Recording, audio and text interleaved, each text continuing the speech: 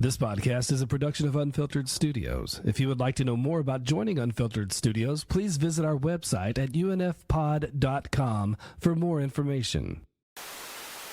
So thanks once again for joining us. We, every once in a while, do a re-edit, and I can't expect everybody to do the same chat all over again or different crowd, and recording times are always tight for us podcasters in our busy personal lives. So I decided, how about we take this earlier chat, which we did on Showtime's 7-season run of Ray Donovan, which is a fun fixer in LA having to get past his mobster family, as well as all these other shady criminal underworlds that threaten to undo him. If you want to hear the chat, you can go to earlier in our docket. But here, for this chat, we're cutting to the nuts and bolts. We're cutting to our favorite moments. So enjoy this re-edit. Hello. I tell you something I did. Ray? Something bad. That's me. Shit runs downhill. Father to son, father to daughter. There's probably a reason Mickey is the way that he is. I'm having a fire sale. 20 mil. He's not going up there for the money. He's gonna kill Mickey. There's the end. There's no turning back, no turning back. There's no time, there's no time. Ray, what did you do? I let the wolf in.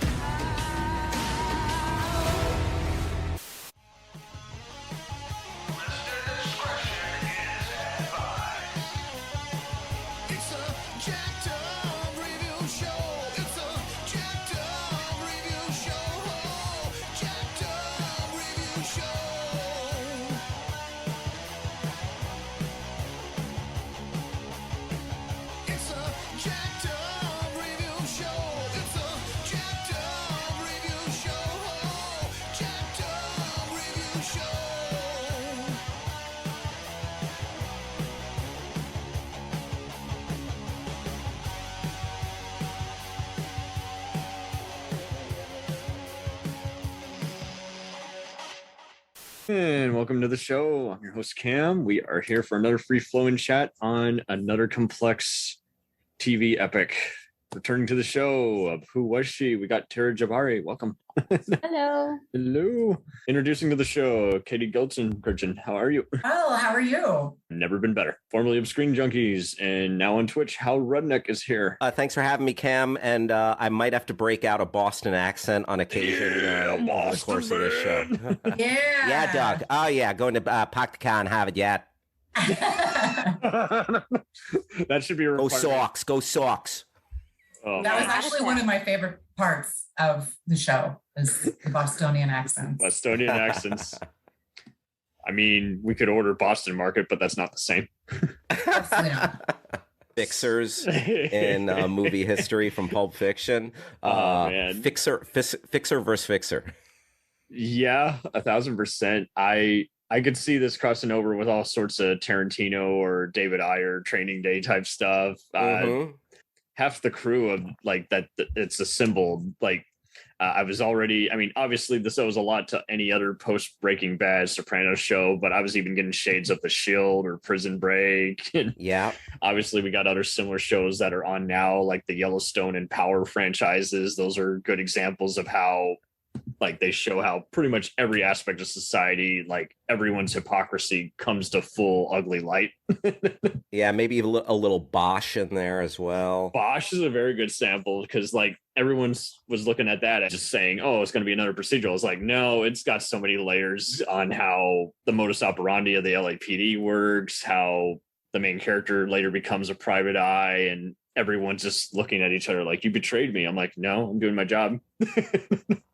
Is anyone here a Peaky Blinders fan? The Peaky Blinders is a wonderful example, Katie. I have not seen the other seasons. There were a lot of parallels. I'm very upset because it was just the last season of it, and I just feel like season it's 4 or 5, 6. See, that was another. They're really one. short. There's only 6 episodes, but no Emmy nominations. It's like the company and distribution platforms kept screwing it up, and everyone. It was kind of like Luther, where everyone is like major movie star trying to schedule around a show, and even though they're doing 4 episodes, it's just like making the time as near impossible. It's just like, geez. So they made it, and then just as they got their audience, they had to stall filming, and it's like, man, I thought it was canceled for the longest time before Netflix brought it up. Well, it was like a 2-year hiatus before the final season.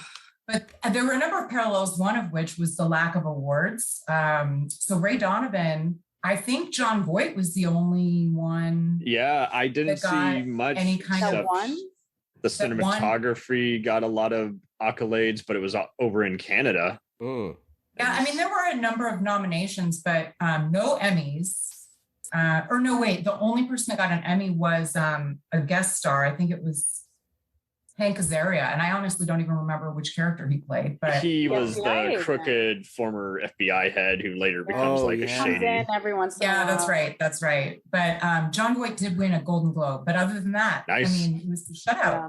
I remember Liev Schreiber was saying he always wanted one of his kids to be his date at the Emmys. And because he did get nominated like almost every year. And they're like, don't worry, he'll never win. He won't win. So they wouldn't feel bad if they said no to being his date. We mentioned this a lot in the Power TV franchise, where we kind of got a sense that because the show brings so many truths kind of to light, that it just wasn't ever going to be an Emmy favorite. Because I mean, Power is such a big show, and there's no denying it. Like, it's ever even multiracial appeal, and yet because there's either just a bizarre jury or what have you, or they just hate how it's going into uncomfortable levels on society and the political structure within that. I think a lot of the same is kind of can be said about this. It's like, I think it might be a little bit of that, but I also think Ray Donovan, it strikes me a little bit more as just slightly more of a comfort food kind of show as opposed to the prestige kind of show. Like, there's a difference between Ray Donovan and a Mad Men or a Succession or something like that. I don't think it quite rises to the quality. I mean, it's a hell of a fun watch. Yeah. But I feel like it's a little bit more of a meat and potatoes, like just kick-ass kind of show, as opposed to, especially in the later seasons. That's a good way of putting about this. Dips because a little bit. Other people would go to levels to say it's an action show, even though IMDb doesn't want to list it as such. And is like, there are some. I mean, we'll get into the writing and everything, and just like which ones are written better, which subplots kind of go nowhere, and it does seem like a lot of the shows like these. I mean, I think you are right, because like Succession is definitely one of those shows I would never want to rewatch it, but at the same time, it definitely blows my mind every episode. So I think you could definitely give more accolades to the writing on that. Or even Breaking Bad, right? Breaking Bad is. I just had COVID and I was sick, and there was a Breaking Bad marathon on, and I was watching it, and I was just marveling about how damn good the run up to the end was, and I was like comparing it in my mind to Game of Thrones with how disappointing the last season and a half or so were, but like thinking about Ray Donovan in comparison, like, it just it seemed like a little bit of a rudderless ship towards the end. Ray Donovan had much more characters and different. You have his clients, then you have 4 siblings, right? Including the half sibling. Yeah. And the kids, then the wife. While Breaking Bad or Succession, a little bit closer, so you're not all over the place. It's in that sense, it's a little bit like Game of Thrones. You're like, which storyline is Hank Azaria part of again? Endless guest stars and recurrings. While I agree with like the quality of the show, and while it wouldn't have won maybe best show or a writing award or something, the acting was phenomenal in my opinion. And Don't get me wrong. There's going to be some annoying characters on here, but I can't at all say Eddie that any of them Marsan. gave a bad. Yeah, oh yes, but yeah, I'm not. I can't say Eddie? Terry. Terry and definitely Bunchy. Oh my god, but I can't say that any of them are bad actors. Not even close. And they're annoying, but I think they're like in their own way. I guess I came around to them in that their characters were so fully developed that like they're real people. Like Bunchy's annoying. He's kind of supposed to be. Terry I just thought they did a really good job. Yeah. Agreed. Like and you could tell like each brother was flawed in his own way. Yes. Yeah. And none of them look alike, but you don't question that they're related. And notice how we're all good with our words. None of these people are good at talking to each other. Ray especially is the runt initially. And they communicate with their fists. And the more they're around each other, the more they want to be sheltered and be like, just, lock themselves in the room, just go away, until it's time to eat and go to work. This is like, so, I mean, I do like how I will give this show especially points for how it later even tackles mental health near the end. Because I mean, we're still just finding every day and week, just people who have had just kind of midlife crisis, but it was more than just that, just they could not physically just admit what was a big issue in their lives growing up, because we kind of just find that so many of us kind of have a robotic upbringing at times where it's just like, do good in school, get a great job, get married, have a family. And it's like, this show definitely, I think, hits home on just unrealized potential and just how everyone wants to deal with their job. And in this case, we have characters who have had basically just never really had a great chance, and they're just still trying to find some kind of light at the end of the tunnel. So yeah, the brothers are Terry and Bunchy. Pooch Hall, the sitcom guy, plays Daryl. He's basically the half brother. John Voight plays Mickey, the estranged mob boss dad. And Susan Sarandon is the powerful Hollywood producer who's also has a bunch of tragedies that she reveals. The crew of Ray is none other than Lena, played by Catherine Moning of the L Word, and Avi, played by Stephen Bauer of Breaking Bad and Scarface fame. Oh, I like when I saw that Stephen Bauer was in this, I'm like, I would watch it just for him. It's great. He's great. Also, he's very handsome still. He's gone through a lot, and I still see a bit of his youthful face at times, even though he did aging like a fine wine. Aging like a fine wine. It took me a while. It was like season 5 where I'm like, oh my God, it's the guy from Scarface. Scarface. Was he a boxer or something? Because it's not just surgery, because he has had work done, but that was why it took me a while to realize. He's Cuban born, apparently. But yeah, he is one of those kind of like Martin Sheen in a way, because of just how light tan he is. You kind of do forget, he is kind of mixed, and you don't always he doesn't have, and I say this carefully, just kind of the general Latino look that just like, dead giveaway. It's obviously Israeli. The Mediterranean look to him. Right. Yeah. Yeah. And I am glad that he's been able to kind of, however he comes about these accents, to do kind of, I mean, here he's playing an ex-Mossad agent. So, he's implied as being Israeli. And this is definitely a good demo reel. I mean, looking at all the guest stars, but like, even as I was watching the movies, I annoy anyone who I'm watching TV with because they think I'm playing around on Instagram when really I am taking notes, because, there's only so much time in a day. And I just sometimes I want to remember what was a kick-ass plot twist or an amazing one-liner. Where was it said? And pretty much recognized a bunch of the key guest stars and from other things. So Ann Biderman, who exited the show after about the second season, was the Emmy-winning writer on NYPD Blue, and later created Southland for NBC and later TNT. And this was her venture into Showtime to do kind of her take on just showing, again, just this unethical lifestyle that basically this troubled reuniting family is facing. And the first 5 seasons are set in LA. The first 3 mainly deal with just everything from power brokers to unethical movie producers to FBI and the LAPD trying to target the Donovan family after finding them attached to so many questionable, overdoses and crimes. And basically from there, season 4 and 5 deal with just everything from casino owners to other mobsters. We're talking even just, Russians and other people entering the deal. Season 4 is my personal favorite. I'll definitely venture on that one too.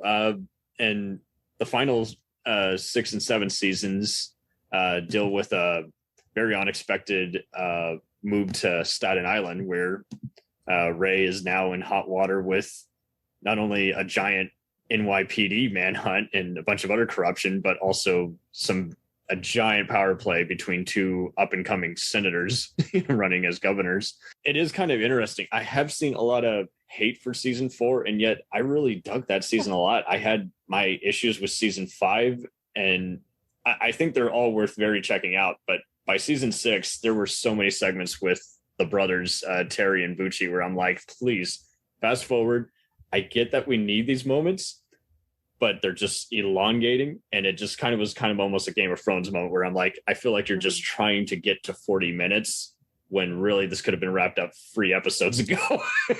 I'm curious, because both Tara and Cam, you both mentioned those 2 brothers, but you're not so much caring for them. I'm curious. They're great actors. And I do like, especially how Bunchy finds like a life with the Teresa? luchador gal, played by Elisa Diaz, who you guys It doesn't last. It doesn't last, and I just hated how he's such a dick to her. He's like, oh, hey, she's my property, but I got no one to care for my kid. It was like, well, what the hell, dude?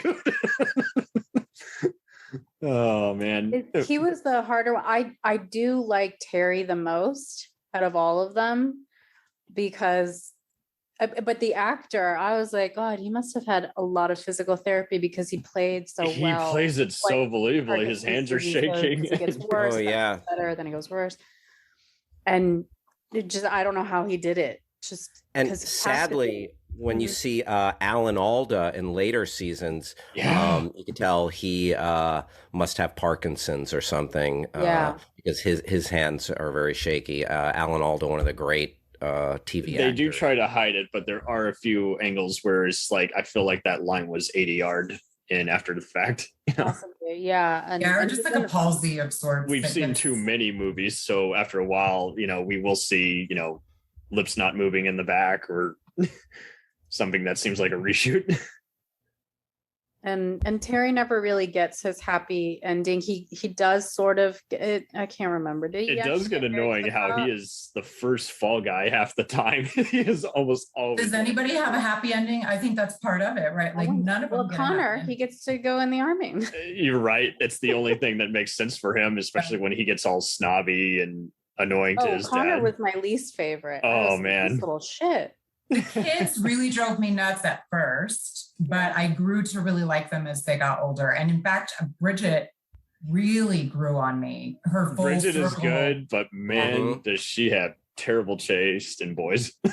Oh, well, that's pretty typical. Smitty and her Teenager. rapper boyfriend. Oh my God. Oh, I was yeah. just like, Smitty, in front of her, you are a dipshit. You're a dipshit. You should never go and the anywhere. Teacher. I remember that, and I'm like, how is I she? forgot about the teacher. Yeah. Yeah. Oh yeah. Oh yes. God. I know. Well, that guy was like the sleaze. And at the same time, I mean, it's just a good way to build conflict, because anytime that they reprimand their kids, they're always going to say, "But you've done something illegal at work the other day." And it's like, One of my Mom, you sleep with every other crooked cop. Funny because it's like they're trying to hide a dead body, and Connor's completely clueless. It's one of the funniest scenes in the show. Is it season 4 or 5 when there's a break-in in like the premiere? It's season 4 because that's right. I watched that season a lot. Because I really like the storyline with Ismael Cruz Cordova. I really dug that, because we don't talk enough about how, I mean, it kind of needed to go there, because like in many ways how these fixers are basically kind of unleashed, dogs, just doing something illegal. And they're almost like spies and assassins in a way where, you're fine, but if you get caught, we're not going to bust you out, unless we pick a friend of a friend of a friend with connections to blackmail these governors who are posing this, FBI investigation for ratings. And at the same time, so even though they're not NSA, it is interesting seeing how, again, boxers are very much the same thing, just terrible insurance, don't have a good upbringing, taken advantage of by their, misogynistic managers. And in this case, he's had a relationship with his half sister and she's raped by Bonet. Yeah, great casting on that. I saw so many famous names attached to this show before I even got into it. And it's like, whoa. Literally everyone's in it. Yeah. What happened that I liked it, and I was doing a little bit of research when the show was coming on, as it was going on live, but also for this preparation. And as each season almost always has at least 2 or 3 other storylines other than the main characters, right? Like a client or something. 1,000%. And the creators of the show and the directors and the writers, they're like, Lisa and Ismail took it upon themselves to meet up privately and have a whole backstory of them growing up. That's doing your homework. Up. When did they first cross that line? All that definitely felt like you don't need to do that. And they're like, yes, we do. And I'm like, I think it works because it's my go-to season to see how broken. I was like, I feel like they're the only other family that is as broken as the Donovans. Yeah, that's very true. More because so the than rest of the time, clearly the Britney Spears character that's in the first couple of seasons. I didn't think of that. I was thinking of so many other similar starlets, but that's a good point. The Nellie James actress character and a bunch of other people, but just of who do you think Jay White, the guy who accidentally kills his sensei while he's prepping for a martial arts movie? Do you think that's based off Katie's favorite Michael B. Jordan, or is that someone else? Who could that be based off of? Because it seems like maybe Wesley Snipes and Blade. It may very well be, because you've always heard all these stories about all these impossible guys who they're great if you cater to their ego, but at the same time, it's so funny seeing at that time when Daryl decides, to buy his dad's, script, and then he cuts his dad out of it because his dad's, the biggest racist on the planet. Hey, I love my boys, but that guy's a da, da, da. I was like, shut the fuck up. We're not making your Brooklyn screenplay. It's becoming a blaxploitation, type tribute movie. And it's just so funny. That was good casting, having Turk from Scrubs, Donald Faison, as the producer. He's like, come on, man, you got to play the game. You got to be on their level. And it's so funny how he's just kind of trying to be a good person, but he's just wimpy most of the time until he's asked to basically, help murder people along with Bucci and Ray and company. And it's just so funny how he's just like, it is kind of one of those things. It goes back to even the first rule of directing. If you want people to follow your lead, people love it because it's a more humanistic drama. It's not a, just, who whacks who, just bottom of the barrel mafia movie. It's, in many ways, this is pretty much just how much baggage can you deal with before you break. That's pretty much. I think you really were touching on something important in regards to the show earlier, Cam, when you were talking about how it portrays mental health, and it really resonates. And as everyone, as Katie and Tara were talking about the kids, with Bridget and Connor, and it's been past, it's generational trauma. Yeah. It starts with John Voight, it goes to the brothers, and then Ray, like it or not, has passed down this horrific trauma to the kids, and the kids have seen all this. And I think it's actually much more than I may have even given it credit for. There's a level of depth to the way it portrays trauma being passed down in families. Oh, 1,000%. We kind of see revealed, right? We always thought it was just Bunchy that was abused by the priest, and then and as it goes on, it's like he tried it with Terry, couldn't do it. Right. And it was really Ray. And that Mickey said, shut up. It's not true. Ray said something. and didn't with them. Well, it's significant. So they all have this shared trauma in multiple ways. And isn't that wild when they abuse? It's their family life. It's they were in Southie growing up, and your dad is your dad's like beating up people for the mob and selling coke and what you're gonna also the one person that they could trust was Bridget, the sister that we know died. Had her own trauma. We had our own trauma. That at first you don't know what the vision is. My father figure, and he was raping my sister and caused her to. Oh, there's just so much. So they have that shared, which brings them closer as brothers. But then they also, it's like it comes out in all of them, but in very different ways. Yeah, when they get to the Sullivans, oh man, and Ray's admitting, hey, you were my childhood crush. That's so wild when he then questions their mafia dad. He's already having to deal with their mobster brother who's trying to instigate a gang war and doesn't like any of the other guys very much. But yeah, when Ray comforts James and he's like, did you lay a hand on my dead sister? And he doesn't even wait for the answer. He just flat out splats his head. Yeah, love it. But yeah, Ray becomes his father, who he hates. It does get annoying. Masculine, and Bunchy's a mess, and Terry's also a mess because of his dad. And so there's that. And then to your point about the realism, that is part of it. It showcases how a real family that is, and very few families are perfect. Most families have some dysfunction, I would imagine, just not to that level, probably. Let's hope not. But yeah, everyone had something dumb. Activities. We had our quirks, we had our perfections and imperfections. But yeah, when it gets to where it's just like, just don't bother having a birthday party because I know it's going to be the worst fucking day of my life. Oh my gosh, how terrible. But the way they look as well, the casting, I think, Elliot freaking Gould as Israel, his main client, and Denise Crosby from freaking Star Trek and Pet Sematary. It's so wild. At first, we don't even realize, like you guys mentioned in season 5, it's like, but the wife of the family, Abby, has passed away. At first, it takes us a while to realize, it's like, what's Ray remembering? Oh, wow. All this trauma back and forth. And now he can't even bear to look at the house, even though he kills for a living. This is way too close to home. And he's telling Deb, is like, hey, I did everything I could for your late husband. Just do me this one last favor. Sell this house. Don't care what the price is. Just get it out of here so I don't have to look at it anymore.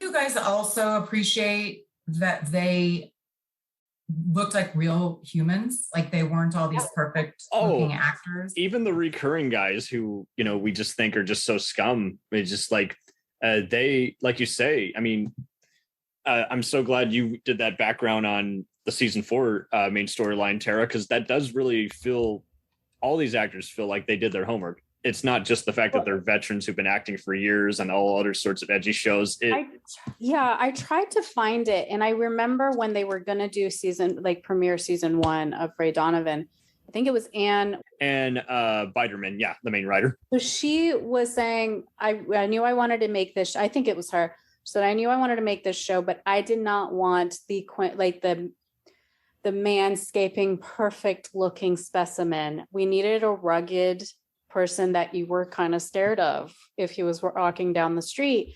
And the only one I could think of was Liev Schreiber, nice. Who has that rugged masculinity. I mean, I have a crush on him. I ain't gonna lie. I've seen him in so many different movies, and also he's not the handsome. He's not the he's not the typical everyday kind. And so I had the same thought, Tara, that he is sexy, but not in your typical way. 1,000%. Exactly. But he does know how to wear a suit, though. He does. He makes me really want to step up my wardrobe game a little bit. and he does all that fighting in his white shirts. Yes, always a white shirt, dark suit. That's his uniform.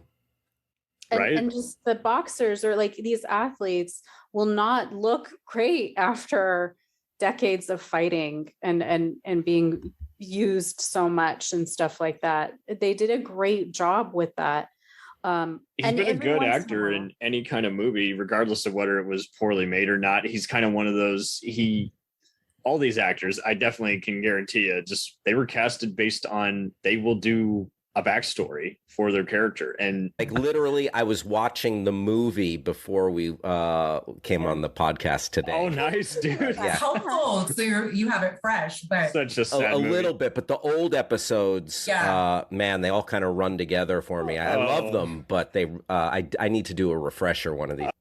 There's been so many other great shows like Homicide 24 and Babylon 5, and even freaking Deadwood that had a good movie wrap up.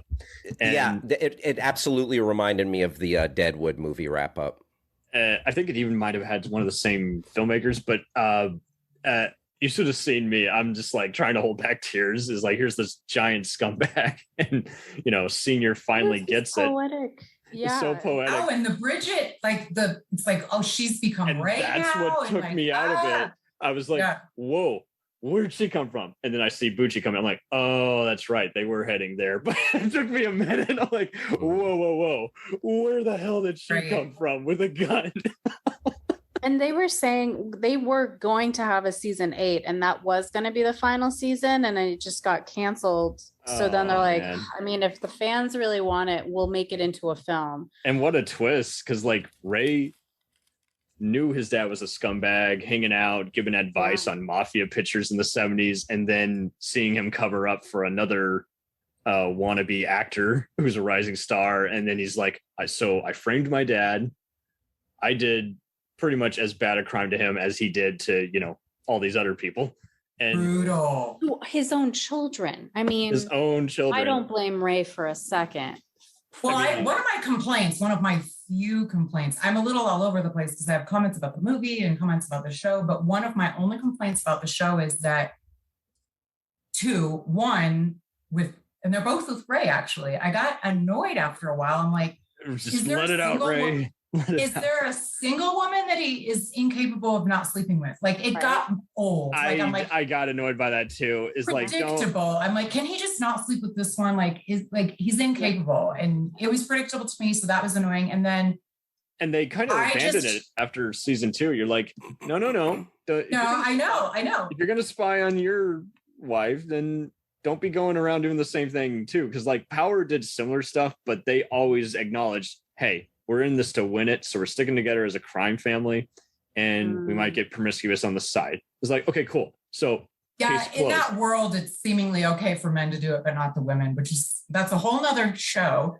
And I like how it does not slut shame anyone. You can tell that there's a diversity in the writer's room and everything, especially when they're bringing up all these taboo subjects and everything. It's like, it felt like they were very careful at just wording this, because I mean, we're going into even just almost all the clients are like A-list turned D-list actors who are working on professional film sets or dealing with mobsters who happen to also be movie producers or tabloid, creators. It does bring a sense. It's like, it does make you wonder how much of the real story do we get of a famous person, I think, Katie, you make a great point in regards to Ray goes around and he bangs a lot of chicks. And that, I feel like that is a strike slightly against the show, that it lowers the show a little bit more to like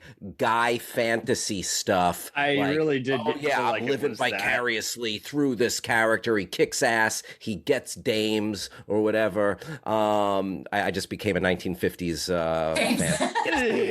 Walking here, yeah. But I feel like that's not necessary. I don't need to see the protagonist have sex with every attractive woman that enters the plot. And but he becomes his dad. Like I think there's irony in that his dad was the same way, and he hates his dad for all of it.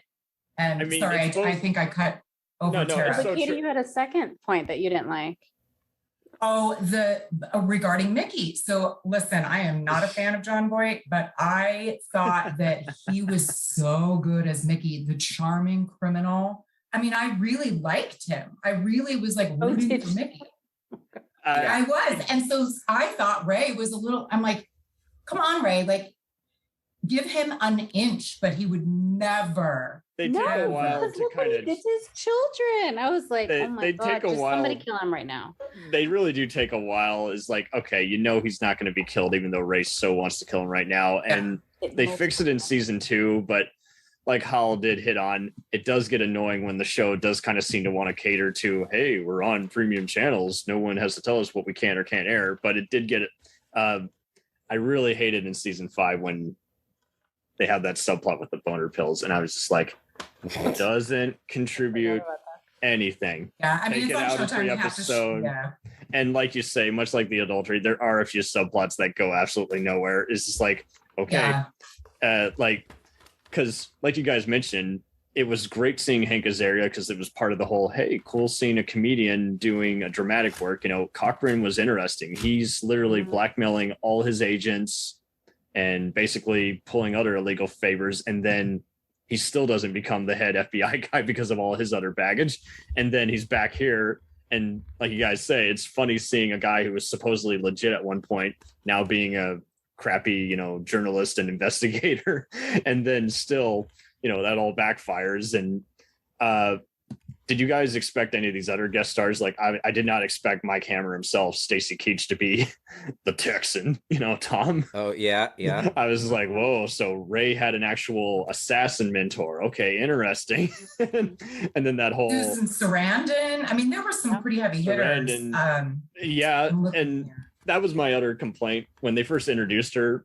I was like, I want to see more of her, but then her first few scenes, I didn't learn shit. And then by episode 3, I think, of 5, then we're like, okay, so the reason she's this strong, hard person is because she feels responsible for like causing a death of her kid or some crazy shit. And then then we finally get to see the goods. But I do feel like Lena and Avi kind of keep it together. Like they, much like any of these hardened characters, you guys brought up some good stuff like Blade and even Jack Bauer, like all these other characters pretty much bring out the, like you say, what the character can't speak. You know, Lena and Avi pretty much are always saying, you know, you're a hard ass or you're a prick sometimes. Can you please talk to us? You know? I miss that dynamic of them in that agency. The last couple of seasons, honestly. Avi apparently, Stephen Bauer, the portrayer, apparently he was coming to set late and holding up filming and just high as a kite. And Pooch Hall. I want to hear that. That's interesting.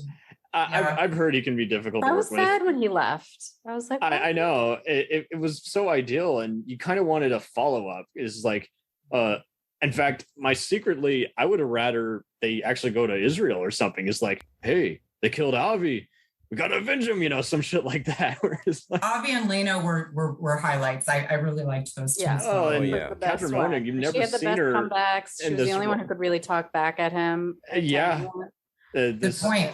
Kudos to the staging of these scenes, because like when Lena and Ray walk into a scene, they're not in slow motion or anything. It's like they're walking like everyday average Joes, even though they're wearing a suit. They even take a while to kind of struggle to get their gun when they're in a gunfight. And I do like that. It isn't John Wick where hyper over stylized and in on the joke, but still unrealistic. And it's like, no, that this is embracing the implausibilities, but it's also showing that they still got some perks. They're still going to bleed out. And they always look slightly different. Back to like Katie's comment of like, these characters don't look like what exactly. And even the women, but there's a part, and I think maybe in season 1 when Abby is just like looking at a house and all these other Calabasas moms and stuff, and Abby has nothing to do, so she is looking for that thing, and it's like Ray made her happy at one point, and then when he's at the office all day, then the kudos to the writers, she didn't become a plot device after a while. She didn't become someone who was there to just be a whiner. Is like, and like you say, I loved her and Terry's relationship. That was a fun twist. Is like, well, I'm sorry, he might be my stepbrother technically, but I love him. But it was just and just like Lena is not the way that she would be able to get inside, you know, like a hotel or something, like to fix the problem.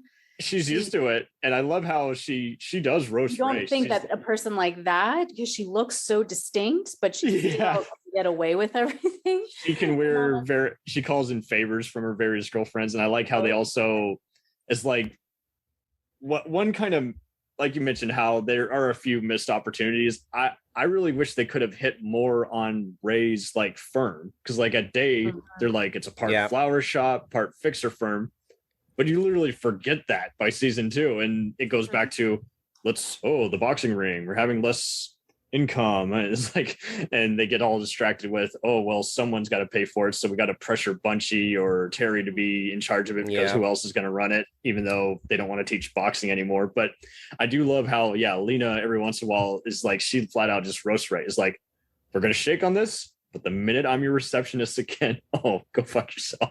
I'm not doing this. One thing on the show that I found to be sadly very inaccurate was when the season's in Los Angeles, the amount of time it takes Ray to drive anywhere is way too quick. Yeah, they took some very free license with that after a while. Yeah, dude gets from like the west side to like I'll be over there in a minute, and east side to Culver City so fast. I'm like, never. Not even on like a Sunday morning are you gonna zoom over that going into fast. The guy's fantasy, and it's like, this is not a game like Grand Theft Auto. This isn't go around free roaming, and unless Ray knows so easily. They always finding parking. Same in New York. They zip around. I was like, you take the subway. Bullshit, you're taking a car. Yeah, because like with Sam, producer, it makes sense. She's powerful enough. They've established people fear her. All kinds of people fear her, so she can call in all favors. Yeah, I'll blackmail the doctor to, perform an illegal surgery on Bridget's, stupid boyfriend. But like you say, with the travel is like, they make use of it at first, kind of just showing how just Ray's at his best when he does it. He's just at himself, and he can just watch the beautiful skies. But then like after a while, it's back and forth. It's like, whoa. And after a while, it does seem like, I will say the last 3 seasons, my main issue is it does seem at that point like anyone can be bribed. It's like, even then, as a briber, your skills got to be kind of see-through after a while, to where even other people want to manipulate you or aren't going to go for that as much. Because like, it was fun in the first few seasons how Ray was deciding, okay, well, my kids love my father, so I'm going to keep them alive, but I'm going to bribe their parole officers. But then after a while, that gets old with, it's like, okay, who hasn't been bribed? Who has not been, overdosed and held ransom? Is like, they kind of don't do as much with even Frank, the other FBI guy who later becomes like the head. And they kind of take a while to even kind of acknowledge, it's like, oh yeah, that's right, he did get killed by the half brother.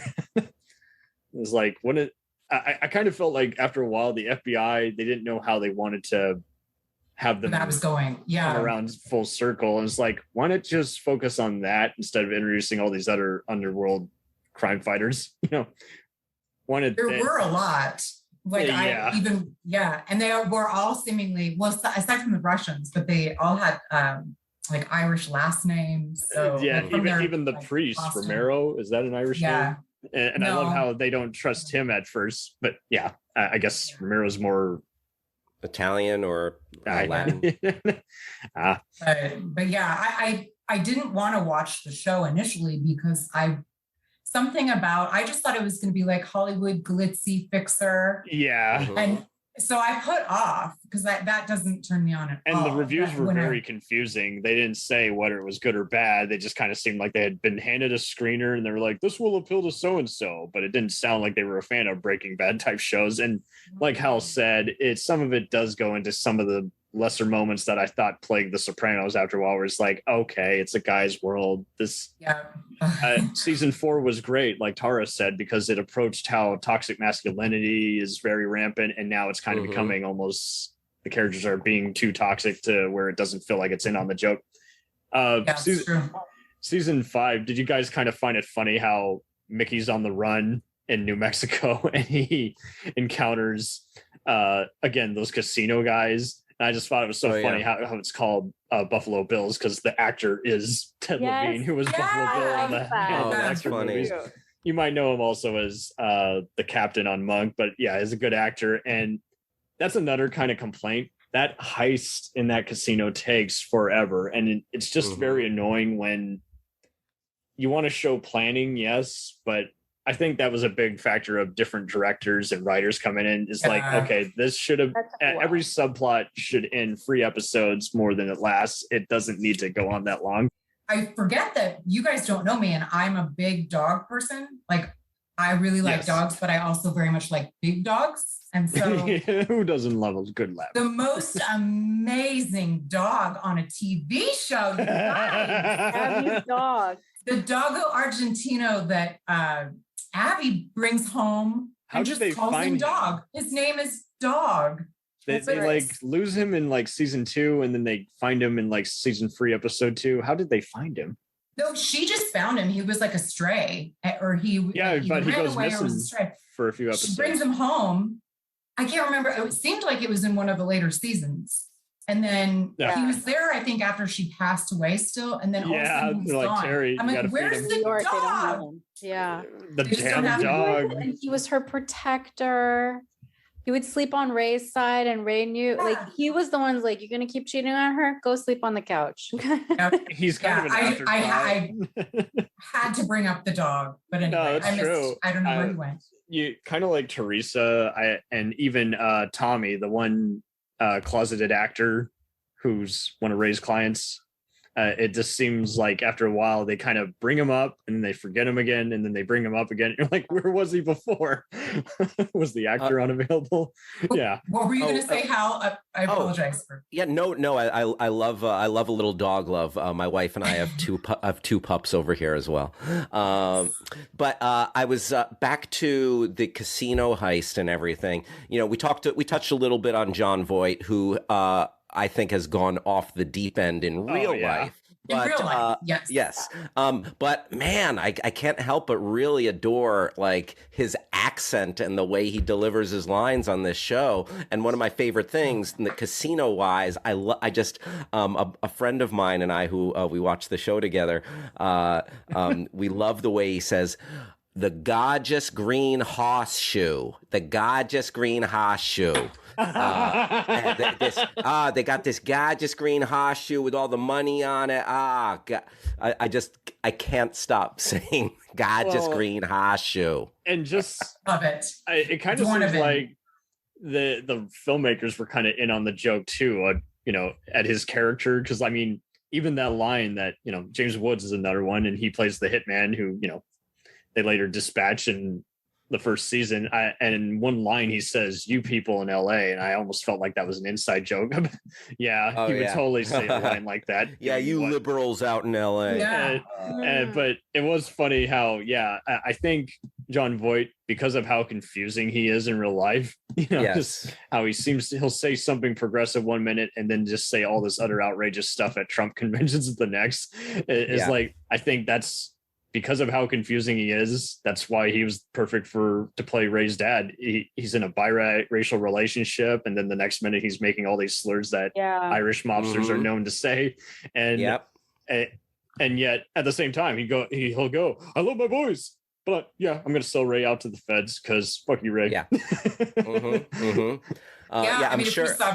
He's super flawed too. He was probably abused, so it's like generational, as you guys were talking about. Generational. Yes. So and Mickey, I've loved him in Runaway Train and Enemy of the State, just playing all these bizarre portrayals. But did anyone catch in season 5 when they got to fake Abby's death with the other guy videotaping it using the digital movies? I love how the guy at one point says, "This is like a Michael Mann movie, isn't it?" And I was like, I'm totally, this whole time I've been getting vibes of something. Oh yeah, Jon Voight also in the best Michael Mann movie, Heat. Yeah, right? He's one of the underlings, and his character, I think. Jon Voight is in that? I haven't seen it in forever. Okay. Yeah, Jon Voight has a small part. He's like the fence. He's like the guy they contact to sell the stolen goods. And wasn't his character inspired by Eddie Bunker, whose exploits were used in Runaway Train, which he was in? And I don't know.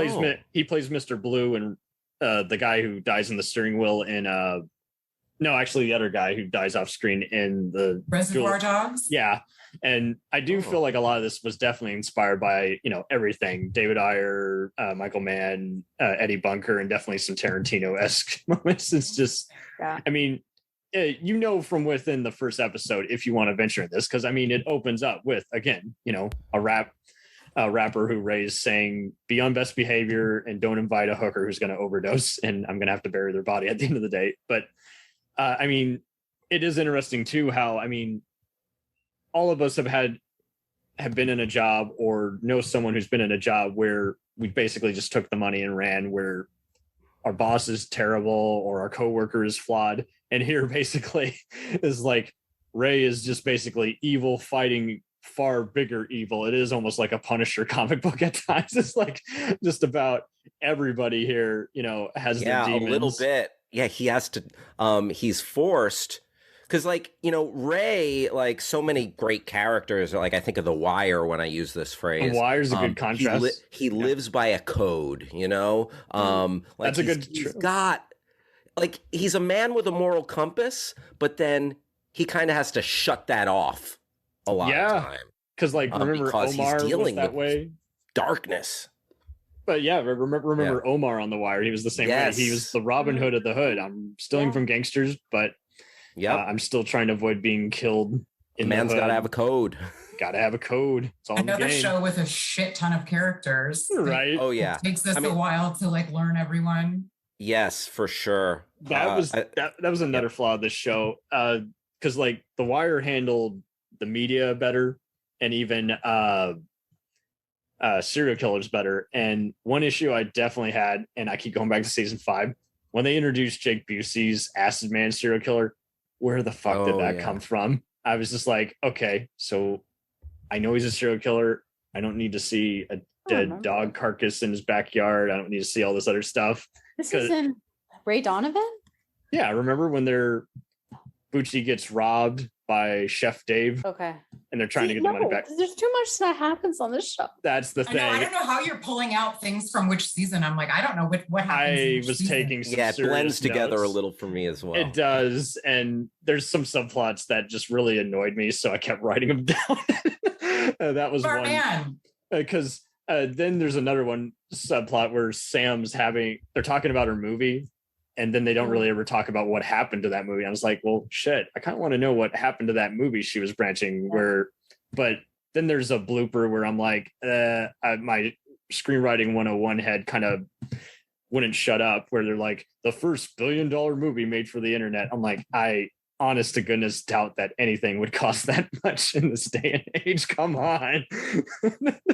The next Avatar movie. Okay, there you go. But even then, it just felt like they were kind of stretching a bit. It's like, I can buy all these other actors who are,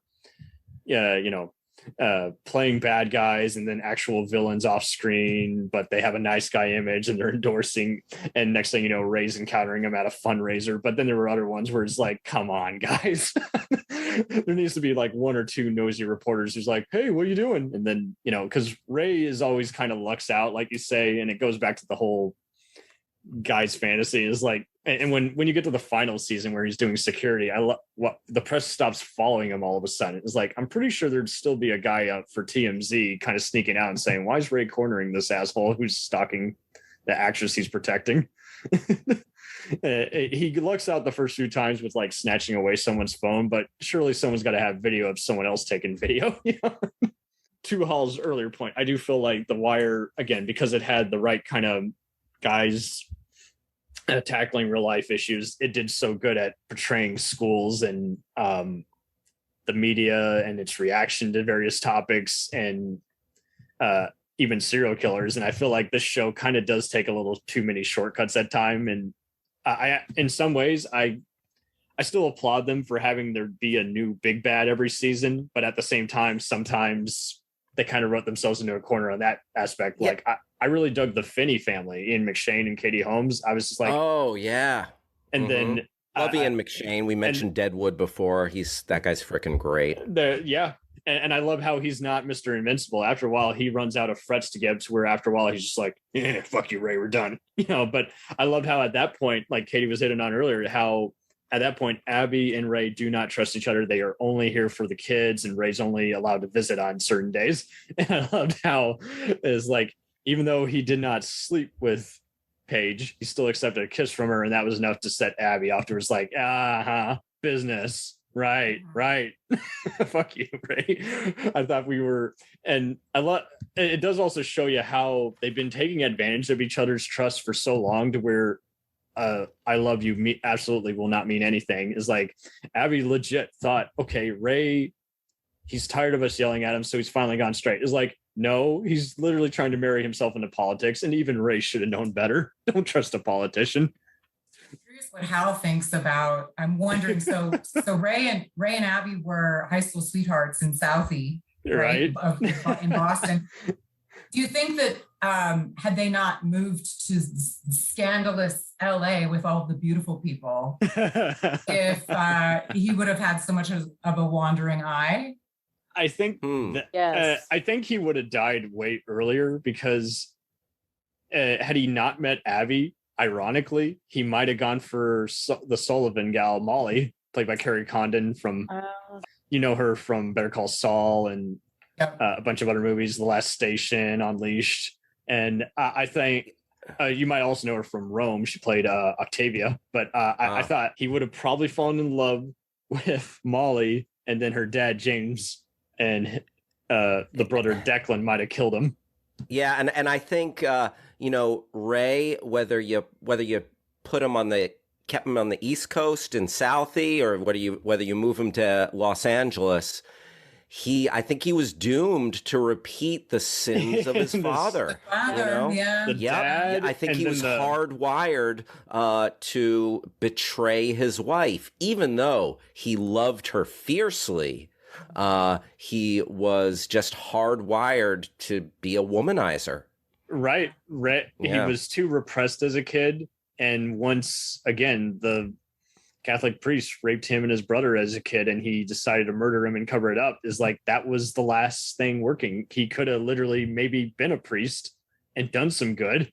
But again, with the lack of a mother, and me and my grandmother strongly believe this. We see so many people who go with just single parents throughout their lives. And I know everyone varies. Not all of it's bad, but it does make a significant difference when you got two voices modeling you growing up that way. And to not have someone who can remind them, hey, you're doing good work, to retaliate for, hey, your dad's a prick, but he loves you, but he's also a bad person, so stay away. He didn't have that. So yeah, you're like either doomed to go for someone just like or the exact opposite of your opposite sex parent. Isn't that what they say? Something right.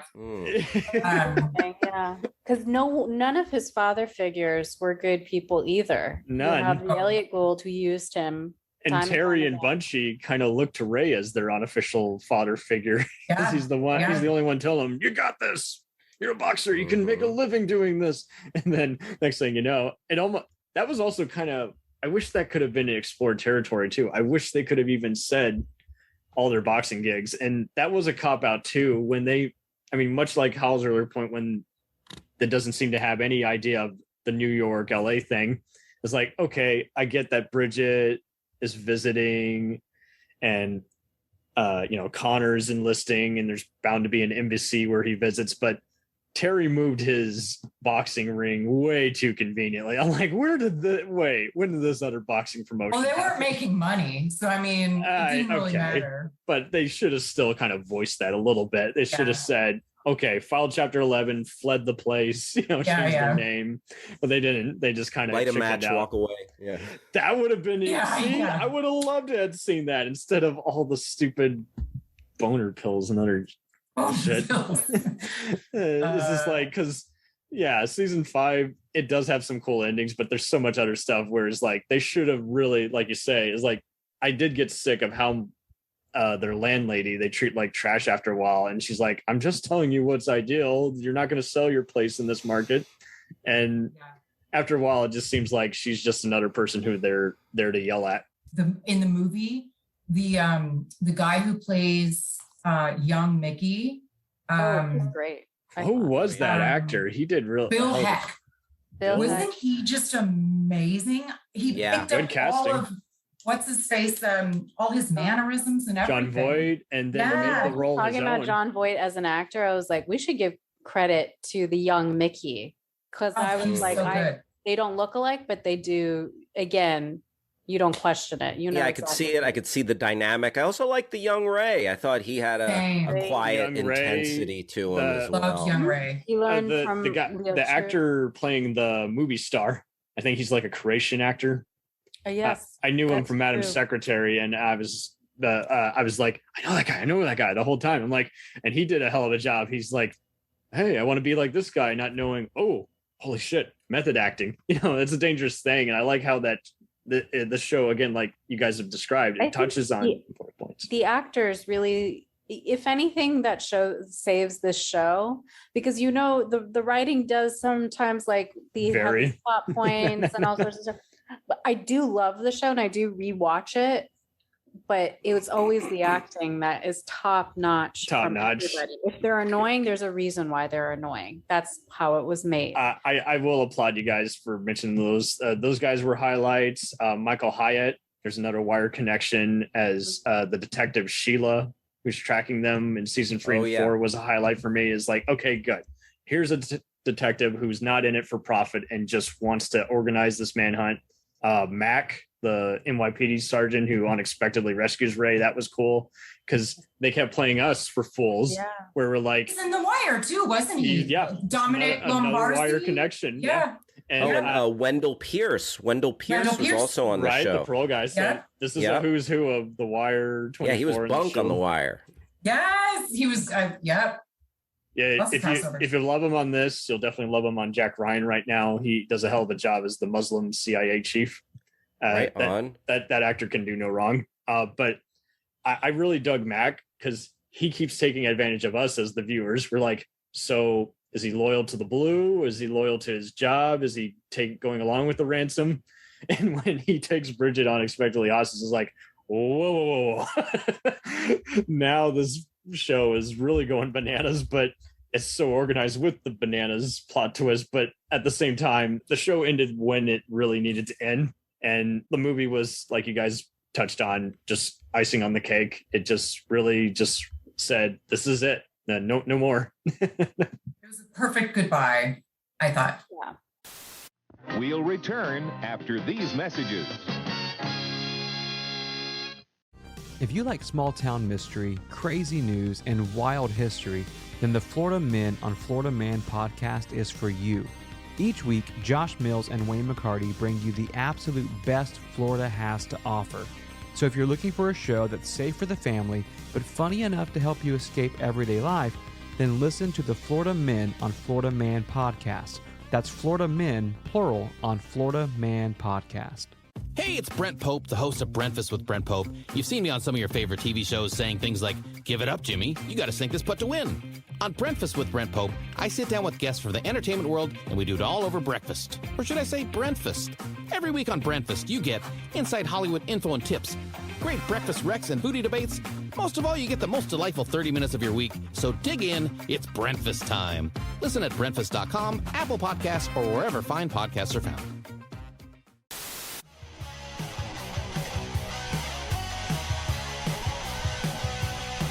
Follow us on the web on Facebook, Twitter, and Instagram. The podcast is available on Podbean, Spotify, iHeartRadio, Anchor, Apple, and anywhere else podcasts are available. Feel free to review our show and leave comments on any of those sites. Thanks a million for listening. It's a jacked up